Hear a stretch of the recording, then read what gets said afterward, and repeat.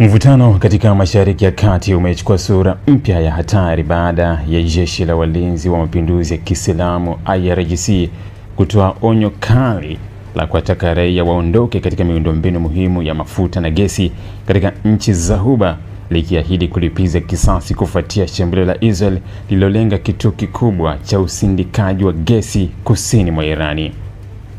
Shambulio hilo liliripotiwa kulenga kituo cha usindikaji wa gesi katika jimbo la Bushehr ambacho husindika gesi kutoka uwanja mkubwa wa South Pars ambao upande wa Qatar hujulikana kama North Dome Field.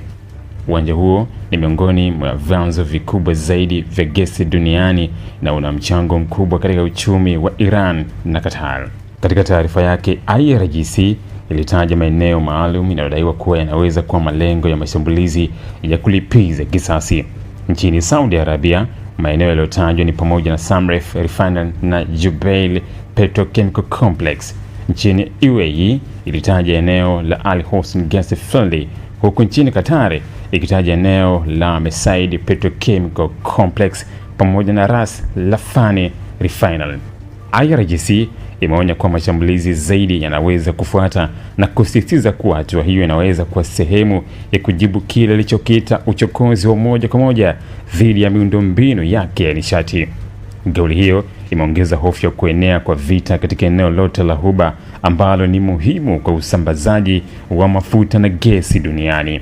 Kwa upande wake, msemaji wa Wizara ya Mambo ya Nje wa Qatar alilaani vikali shambulio hilo la Israel, akilitaja kama hatua ya hatari na isiyowajibika inayoweza kuhatarisha usalama wa kimataifa pamoja na mazingira. Alionya kuwa kulenga miundombinu ya nishati kunaweza kusababisha madhara makubwa ya kiuchumi na mazingira, si tu katika eneo la Mashariki ya Kati bali dunia kwa ujumla. Wataalamu wa nishati wanaonya kuwa endapo vitisho hivi vitatekelezwa, athari zake zinaweza kuwa kubwa, ikiwa ni pamoja na kupanda kwa bei ya mafuta na gesi, kuvurugika kwa usambazaji wa nishati na kuongezeka kwa hatari ya ajali za kimazingira kutokana na mashambulizi kwenye miundombinu nyeti. Hali inaendelea kuwa tete, huku jumuiya ya kimataifa ikihofia kuwa mzozo huu unaweza kugeuka kuwa vita pana zaidi, hasa ikiwa nchi za Ghuba zitajikuta zikihusishwa moja kwa moja katika mapambano kati ya Irani, Israel na Marekani.